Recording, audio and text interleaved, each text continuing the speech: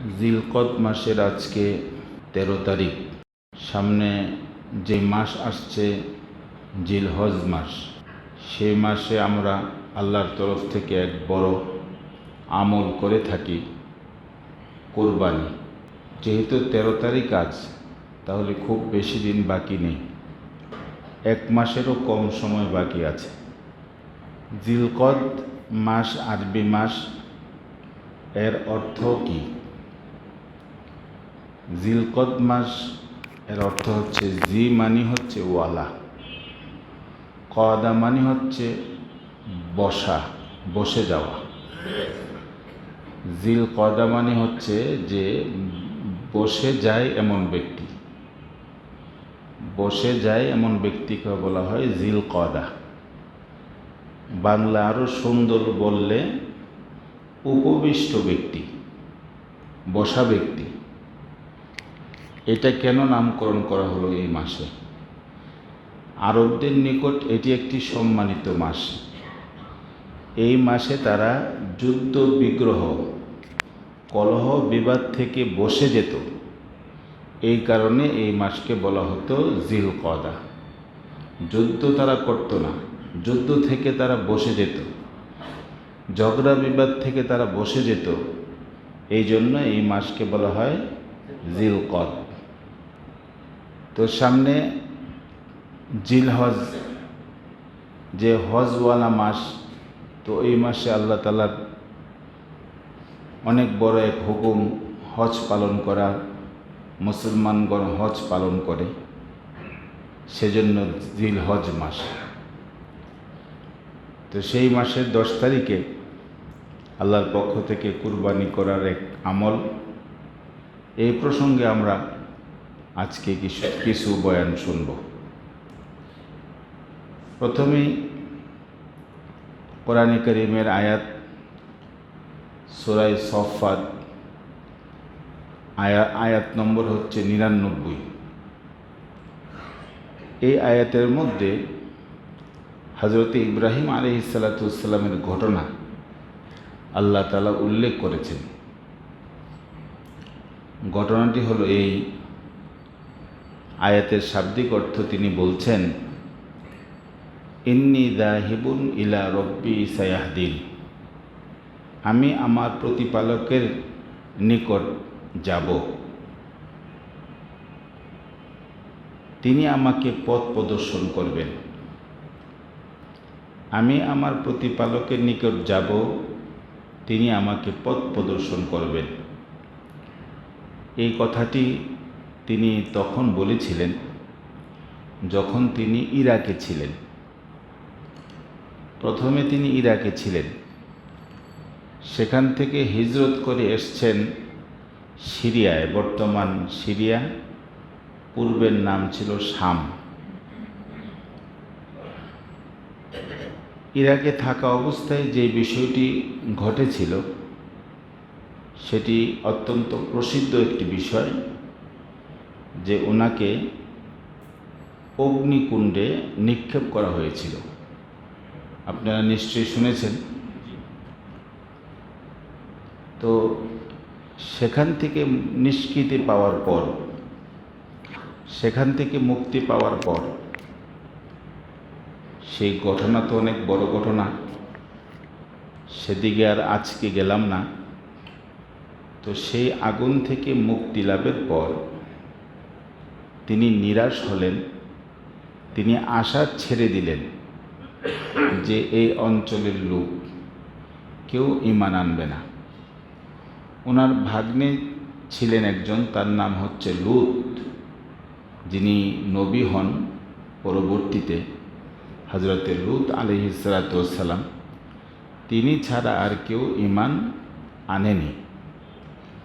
তো তখন তিনি আশা ছেড়ে দিয়ে, যে লোকেরা ঈমান আনবে না, তখনই তিনি এই কথা বললেন, ইন্নী যাহিবুন ইলা রব্বি সায়াহদিন, আমি আমার রবের নিকট চলে যাব, তো তিনি আমাকে পথ প্রদর্শন করবেন। আরেক অর্থ, তিনি যেখানে চান সেখানে আমি যাব, তিনি আমাকে যেখানে নিয়ে যান সেখানে আমি যাব। এরপর আল্লাহ তাআলার পক্ষ থেকে হুকুম আসলো, আদেশ আসলো হিজরত করার। কোথায় হিজরত করবেন? হিজরত করবেন সিরিয়ায়, শাম। আল্লাহ তাআলার ঘর যে কাবাঘর, এই কাবাঘরের এক কোণের নাম হচ্ছে রুকনে ইরাকি, এক কোণের নাম হচ্ছে রুকনে শাম, আরেক কোণার নাম হচ্ছে রুকনে ইয়ামানি, আরেক কোণা হচ্ছে হাজরে আসওয়াদ। হাজরে আসওয়াদের পরের যে কোণাটা, সেই কোণকে বলা হয় রুকনে ইরাকি। রুকনে ইরাকি মানে ইরাকের দিকে যে কোণা আল্লাহর ঘরের, সেটাকে বলা হয় রুকনে ইরাকি। অর্থাৎ হাজী সাহেবরা যারা গিয়েছেন, আল্লাহর ঘরের হাজরে আসওয়াদের পরে যে কোণ, সেই কোণ যেদিক, সেদিক হচ্ছে ইরাক, সেদিক তিনি থাকতেন। আর সেখান থেকে আসলেন কোথায়? আসলেন রুকনে শাম, এক না রুক। এর পরের হাজরে আসওয়াদের পরে দুই, মানে প্রথম কোণ হচ্ছে রুকনে ইরাকি, দ্বিতীয় নম্বর যে কোণাটা সেটা হচ্ছে রুকনে শাম, সেটা হচ্ছে সিরিয়ার দিকে। তো সেখানে তিনি চলে আসলেন। তিনি যখন আসেন তখন ওনার সাথে ওনার দুই বিবি ছিলেন। একজনের নাম হচ্ছেন সারা রাদিয়াল্লাহু তাআলা আনহা, আরেকজনের নাম হচ্ছে হাজেরা রাদিয়াল্লাহু তাআলা আনহা। এই দুইজন ওনার সহধর্মিণী, দুইজন স্ত্রী তারা ছিলেন। এখানে একটি মাসালা বলে নিই ছোট্ট করে। আপনাদের প্রশ্ন আসতে পারে যে ওনারা তো সাহাবিয়া না, রাসূলুল্লাহ সাল্লাল্লাহু আলাইহি ওয়াসাল্লামের যুগে মুসলমান হননি, তাহলে ওনাদেরকে রাদিয়াল্লাহু তাআলা আনহা কেন বলা হলো? তো রাদিয়াল্লাহু তাআলা আনহা এটা একটা পরিভাষা। এটা এই না যে কোথাও এটা একেবারে মানে নবীদের মতো, নবী এবং রসুল যেমন কাউকে বলা যায় না, এই শব্দগুলো কারোর জন্য, সাহাবিয়া ছাড়া কারোর জন্য প্রযোজ্য হবে না, বিষয়টি এমন নয়। রাসূল সাল্লাল্লাহু আলাইহি ওয়াসাল্লামের যুগে যারা সাহাবী ছিলেন তাদেরকে রাদিয়াল্লাহু তাআলা আনহু বলা হয়, আর যারা সাহাবিয়া অর্থাৎ মহিলা সাহাবী যারা ছিলেন তাদেরকে রাদিয়াল্লাহু তাআলা আনহা বলা হয়। কিন্তু এই শব্দগুলো যে কোনো এমন নেককারিনী তাদের ক্ষেত্রে, বুজুর্গ ব্যক্তির ক্ষেত্রে এটা প্রযোজ্য হবে, এটা লাগানো যাবে। আমাদের হানাফি মাযহাবের এক বিখ্যাত কিতাব, ফিকহের কিতাব, যেই কিতাবের নাম হচ্ছে হেদায়া, নাম শুনেছেন হেদায়া? ওই কিতাবের মধ্যে যিনি লিখেছেন তার নাম উল্লেখ করার পর লেখা হয়েছে রাদিয়াল্লাহু তাআলা আনহু। তো এই লেখাতে কোনো দোষ নেই, কারণ এটা একটা পরিভাষা। যেমন আমরা বলি রহমাতুল্লাহ আলাইহি, যে হযরত শাহজালাল ইয়ামানি রহমতুল্লাহ আলাইহি। আর সাধারণ কোনো মুসলমানের ক্ষেত্রে আমরা প্রযোজ্য করি যে মরহুম অমুক। এখন যদি সাধারণ ব্যক্তির ক্ষেত্রে যদি বলে রহমতুল্লাহি আলাইহি, তাতে কোনো অসুবিধা নেই। অনেকে ওটাকে ভুল মনে করে যে পীর আউলিয়াদের ক্ষেত্রে রহমতুল্লাহ আলাইহি হবে, কিন্তু সাধারণ মুসলমানের ক্ষেত্রে রহমতুল্লাহ আলাইহি হবে না। এইটা ভুল। বরং সাধারণ মুসলমানের ক্ষেত্রে আপনি রহমতুল্লাহি আলাইহি বলতে পারেন। এখন আসুন রহমতুল্লাহি আলাইহির অর্থ কী? রহমতুল্লাহি আলাইহি অর্থ হচ্ছে যে আল্লাহর রহমত তার উপর বর্ষিত হোক। রহমতুল্লাহি আলাইহি, আল্লাহর রহমত তার উপর বর্ষিত হোক। তাহলে যে কোনো হযরত শাহজালাল ইয়ামানি রহমতুল্লাহ আলাইহি, তারপরে খাজা খান জাহান আলী রহমতুল্লাহ আলাই, তারপরে এই যে আজমিরি যিনি আছেন রহমতুল্লাহ আলাই। তো ওনাদের ক্ষেত্রে যেরকম বলা যায়, সাধারণ মুসলমান ক্ষেত্রেও বলা যায়। এখন আসুন দুইটির অর্থ দেখি। একটি অর্থ হচ্ছে মরহুম। মরহুম মানিও যেই অর্থ, রহমতুল্লাহ আলাইয়ের যে অর্থ, মরহুম মানি একই অর্থ। রহমতুল্লাহ আলাই অর্থ কি বলছি? আল্লাহ তাআলা তার উপর রহমত বর্ষণ করুন। মরহুম মানে হচ্ছে যে উনি আল্লাহর রহমতে পরিবেষ্টিত থাকুক, আল্লাহর রহমতের মধ্যে থাকুক। এইটার মূল যে হরফ, মূল হরফ একই, মূল জিনিস একই, কিন্তু আমরা এটা নিয়েছি আর কি। সাধারণ মুসলমানের ক্ষেত্রে বলি মরহুম অমুক, বা অমুক মরহুম বলি, আর পীর আউলিয়াদের ক্ষেত্রে বলি রহমতুল্লাহ আলাইহি। তো এখন একটা আরেকটার জায়গায় যদি নিয়ে যাওয়া হয় তাতে কোনো ভুল হবে না। বুঝে আসছে কি না? অনেকে কিন্তু খেপে যায়, হ্যাঁ উনি পীর আউলিয়া না, ওনাকে রহমতুল্লাহ আলাইহি বলছেন। তো রহমতুল্লাহ আলাইহি বলতে দোষ কি? মানুষের নামও তো আছে রহমতুল্লাহ। রহমতুল্লাহ নাই বুঝে কারো নাম?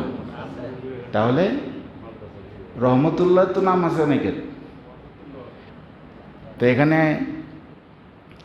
আমাদের মোতাল্লি সাহেব বলতেছে মাদ্রাসার এক শিক্ষকের নামই রহমতুল্লাহ। সত্যি, আমাদের নুরানি যে হুজুর, সেই হুজুরের নাম হচ্ছে কারি রহমতুল্লাহ। তো রহমতুল্লাহ তো মানুষের নামও, তো এতে কোনো দোষ নেই।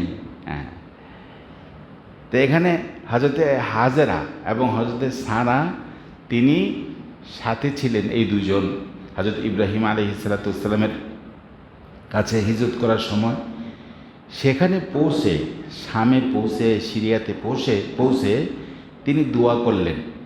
কি দোয়া করলেন? এই দোয়াটি আল্লাহ তাআলা কোরআন শরীফে উল্লেখ করেছেন।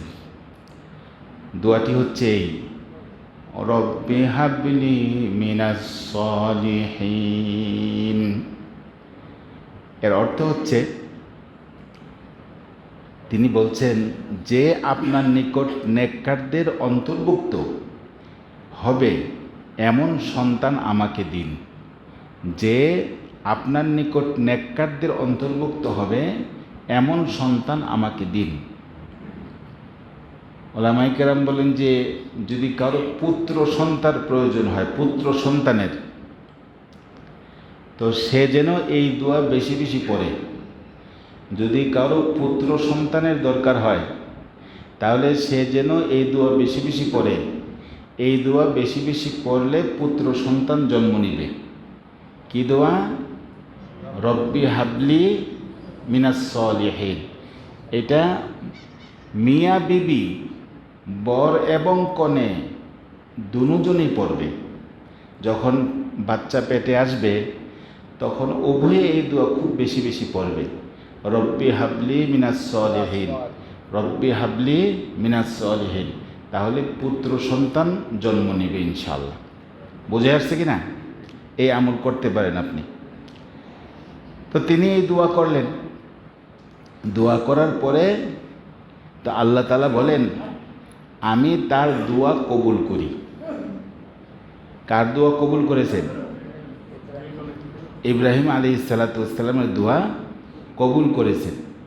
কবুল করে আল্লাহ তাআলা বলতেছেন ফাবাশশারনাহু বিগুলামিন হালিম।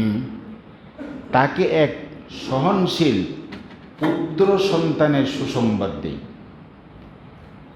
সহনশীল পুত্র সন্তানের সুসংবাদ দেই হযরত ইব্রাহিম আলাইহিস সালামকে। এখানে পুত্র সন্তান দ্বারা উদ্দেশ্য কি? উদ্দেশ্য হচ্ছে হযরতে ইসমাঈল আলাইহিস সালাম। অনেকে বলে ইসহাক আলাইহিস সালাম, কিন্তু আমাদের রায় হচ্ছে এই, আহলুস সুন্নাত ওয়াল জামাতের রায় হচ্ছে এই, তাদের সিদ্ধান্ত হচ্ছে এই, এখানে হযরতে ইসহাক আলাইহিস সালাম উদ্দেশ্য নয়। এখানে এক পুত্র সন্তানের সুসংবাদ দেই, এর দ্বারা আল্লাহ তাআলার উদ্দেশ্য হচ্ছে হযরতে ইসমাঈল আলাইহিস সালাম। এক হিন্দু একবার মামলা করেছিল, মনে আছে কি না আপনাদের? হিন্দু মামলা করেছিল এই জন্য যে ইব্রাহিম আলাইহিসসালাতুওয়াসসালামকে, ইসমাইল আলাইহিসসালাতুওয়াসসালামকে কুরবানি দেওয়া হয়, এটা সঠিক না, এটা সত্য না, বরং সত্য হচ্ছে ইসহাক আলাইহিসসালাতুওয়াসসালামকে কুরবানির ঘটনা আসছে। এরকম একটা মামলা দেওয়া হয়েছিল বাংলাদেশ এই কোর্টে, সুপ্রিম কোর্টে কয়েক বছর আগে।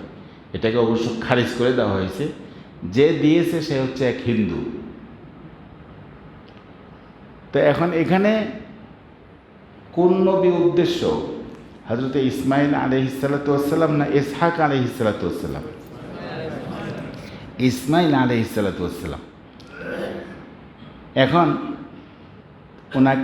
ওনার সুসংবাদ দেওয়ার পর আল্লাহ তাআলার উদ্দেশ্য কি?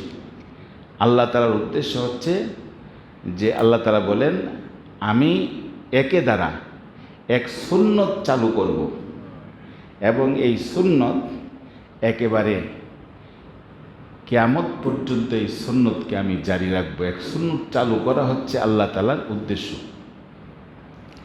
আল্লাহ তাআলা বললেন যে তাকে আমি ভাগ্যবান করব। কাকে? হযরত ইসমাইল আলাইহিসসালাতুওয়াসসালামকে। এরপর শুনুন, পরবর্তী আয়াতে আল্লাহ তাআলা বলতেছেন, ফালাম্মা বালাগা মাআহুস সা'য়া ক্বালা ইয়া বুনাইয়া ইন্নী আরা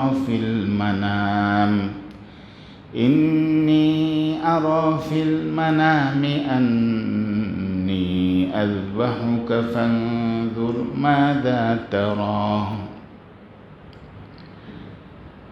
তিনি বলতেছেন, যখন এই ছেলে এই বয়সে উপনীত হলো, পিতার সাথে চলতে পারে, পিতার সাথে দৌড়াতে পারে,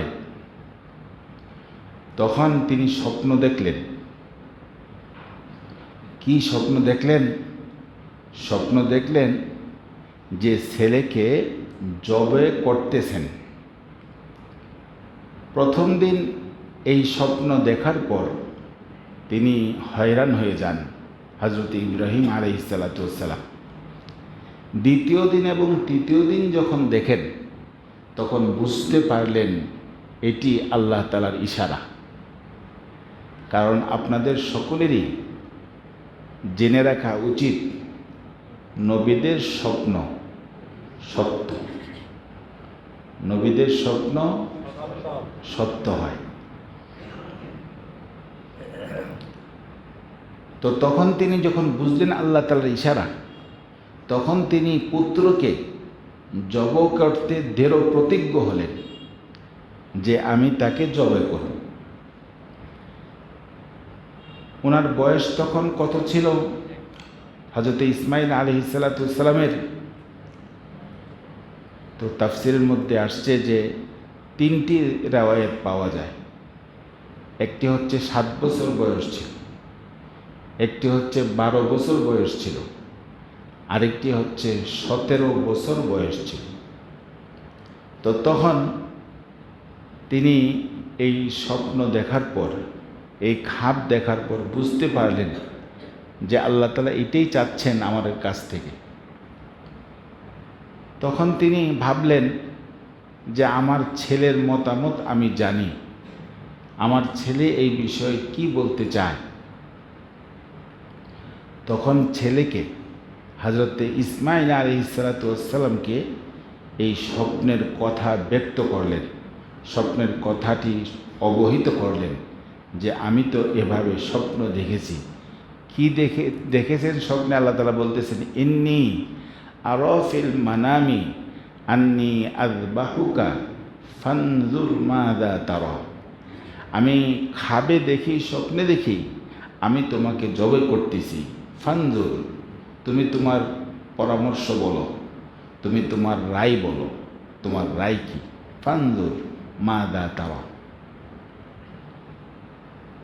হযরত ইব্রাহিম আলাইহিসসালামের উদ্দেশ্য ছিল এই কথা দ্বারা যে তার ধৈর্য কেমন এটা তিনি জানতে চান, তিনি কেমন সহনশীল এটা তিনি জানতে চান।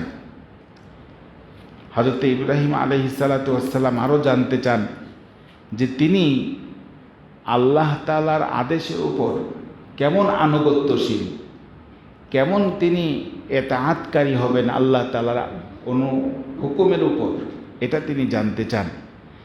তিনি আরে জানতে চান যে ছেলে কুরবানি হতে প্রস্তুত আছে কিনা, এই ছেলে কুরবানি হতে প্রস্তুত আছে কিনা এটাও তিনি জানতে চাইলেন। তো এখন ওনাকে তো আল্লাহ তাআলা কবুল করেছেন হযরত ইসমাঈল আলাইহিস সালাতু ওয়াস সালামকে। এই কারণে তিনি জবাব কি দিলেন পিতাকে সেটা আল্লাহ তাআলা কোরআনে কারিমে উল্লেখ করেছেন। তিনি বলেন, ক্বালা ইয়া আবাতি ইফআল মা তু'মার সাতাজিদুনি ইনশাআল্লাহু মিনাস সাবিরিন। বলেন, হে পিতা, আপনি চিন্তা করবেন না, চিন্তা ছাড়া দেরি করবেন না, কষ্টের প্রতি তিল পরিমাণ খেয়াল করবেন না। আপনি স্বপ্নে যা দেখেছেন তা বাস্তবায়ন করুন, তা আমল করুন, কোনো চিন্তা ফিকির করার দরকার নেই। ইনশাআল্লাহ মিনাস সাবিরিন, আপনি আমাকে আল্লাহ চাইলে ধৈর্যশীলদের সাথে পাবেন, ধৈর্যশীলদের অন্তর্ভুক্ত আমি হব। এই কথা তিনি বললেন। তিনি বললেন এই আয়াত দ্বারা, মুফাসসিরিন কেরামগণ বলেন, তিনি বলেন যে আমি প্রস্তুত, আমি তৈয়ার, আপনি আমাকে কোরবানি করেন। আমার ভাইয়েরা, পরবর্তী কি হলো আল্লাহ তাআলা বলতেছেন, ফালাম্মা আসলামা ওয়া তাল্লাহু লিল জাবিন ওয়া নাদাইনাহু আইয়া ইব্রাহিম قد صدقت الرؤيا إنا كذلك نجزي المحسنين। অতঃপর উভয়ে নিজকে আল্লাহ তাআলার দরবারে সুপর্দ করলেন। ফালাম্মা আসলামা ওয়া তাল্লাহু লিল জাবিন, উভয়ে নিজকে আল্লাহ তাআলার দরবারে সুপর্দ করলেন, আল্লাহর হুকুমের সামনে গর্দান ঝুঁকালেন। ইব্রাহিম আলাইহিস সালাতু ওয়াস সালাম কুরবানি করতে প্রস্তুত হলেন, আর ছেলে ইসমাঈল আলাইহিস সালাতু ওয়াস সালাম কুরবান হতে প্রস্তুত হলেন। একজনে কুরবানি করতে প্রস্তুত, আরেকজন কুরবান হতে প্রস্তুত, কুরবান হয়ে যাবেন। আমার ভাইয়েরা, ছেলে বলতেছেন, আব্বা আমাকে উপর করে শোয়াবেন, উপর করে শোয়াবেন যাতে করে আমার চেহারা আপনি দেখতে না পান, কারণ আমার চেহারা যদি আপনি দেখেন তাহলে এক মহব্বত পয়দা হবে। সেই মহব্বতের সামনে আপনি আল্লাহ তাআলার হুকুমকে বাস্তবায়ন করতে দেরি হয়ে যেতে পারে বা বাধা হয়ে যেতে পারে। এজন্য আপনি আমাকে উপর করে শোয়াবেন আর আমার আম্মাকে সালাম পৌঁছাইয়া দিবেন। ছেলে বলতেছে। আমার ভাইয়েরা,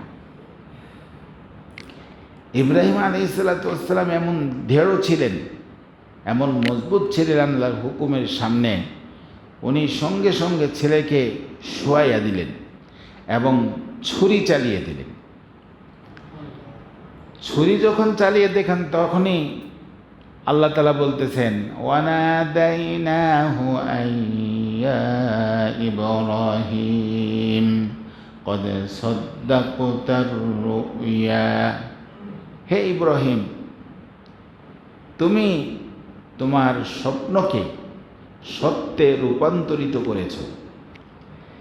এদিকে আল্লাহ তাআলা যখন তিনি শোয়া ছুরি চালিয়ে দিলেন, আল্লাহ তাআলার হুকুমে ছুরি তেজবিহীন হয়ে গেল।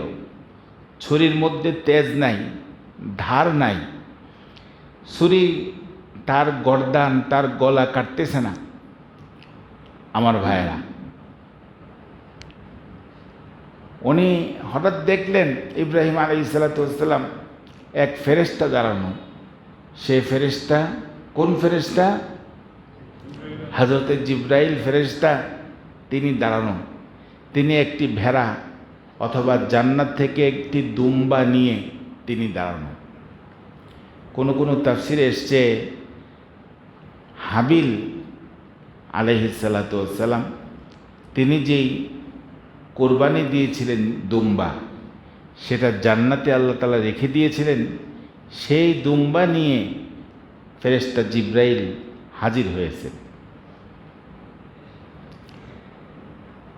অনেক দিন আগে এক কিতাবে পড়েছিলাম, আল্লাহর হুকুমে হযরতে ইব্রাহিম আলাইহিস সালাম যখন ছুরি চালিয়ে দিলেন, তখন হযরতে জিবরাইল আল্লাহর হুকুমে যখন দুম্বা নিয়ে আসতেছিলেন, দেখেন ছুরি চালিয়ে দিয়েছেন, তখন তিনি বলতেছেন আল্লাহু আকবার, আল্লাহু আকবার,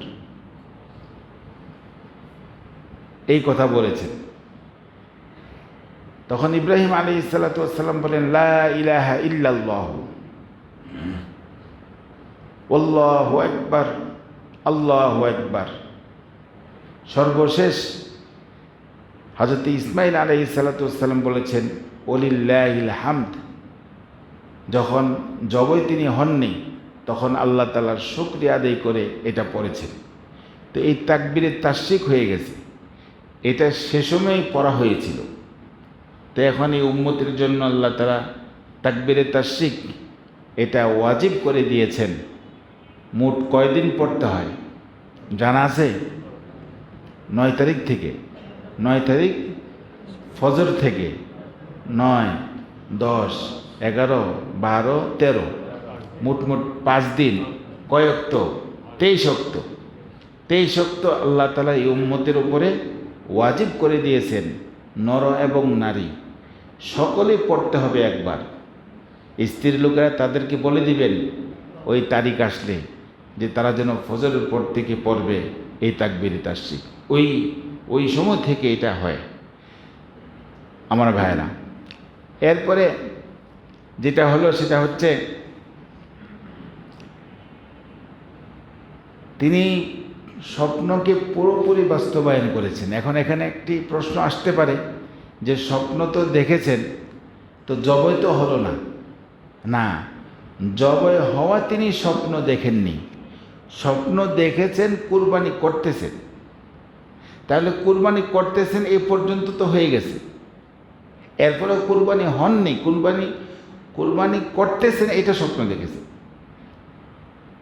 আল্লামা আনোয়ার শাহ কাশ্মীর রহমতুল্লাহ আলাইহি তাই বলেছেন যে স্বপ্ন পুরোপুরি বাস্তবায়ন হয়েছে।